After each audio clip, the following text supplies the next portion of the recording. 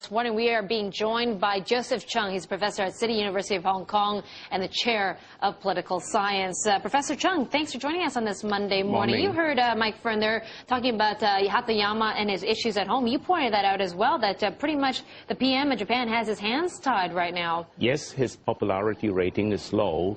He may lose his majority in the upper house. This will make it difficult for his government to get bills passed, although he has a majority in the lower house, so his government will stay. Now, what was accomplished this weekend, if anything, from these discussions? Well, preparations have not been intensive, so we did not have many important breakthroughs. Certainly, China has been more forthcoming with regard to the East Asian Economic Community idea. And of course, the fact that China and South Korea has a free trade area agreement going on will add pressure. And of course, we have to recognize that the economic links between China and Japan are still the weakest, though the volume is huge. So certainly the two prime ministers will work something along these lines. The atmosphere should be good. China should be helpful. Hatayama did raise the controversial issue of the sovereignty over the Diaoyutai Islands, Senkaku Islands to Japan.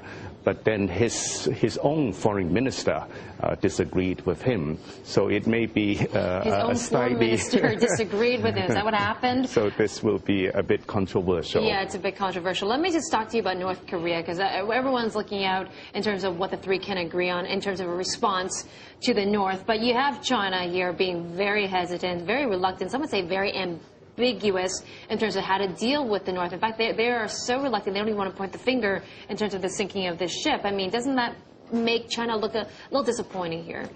It may look a little bit disappointing, but it's also expected. I think China's position probably will be it is not beneficial for China to join South Korea and Japan to condemn North Korea severely.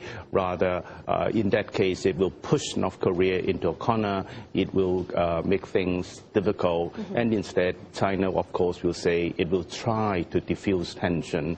And of course, it tries to balance this by saying that it's willing to go along with discussions on sanctions, similar on its line on Iran when it deals with the United States. Yeah, but is trying enough, especially when this international panel finds that the North Korea is overwhelmingly guilty here with this torpedo sinking that South Korean warship, but killing 46 sailors in the process? You have the U.S. and the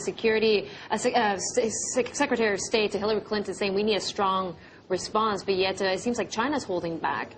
Well, Pyongyang is always a problem with regard to these issues, but I don't think its neighbors are prepared to really exert tremendous pressure on Pyongyang at this stage. So under such circumstances, I think all parties concerned actually would like to remain channels of negotiation open and would not like to lead to rise in tensions in the Korean Peninsula. So China will still be helpful in this way. Okay, well.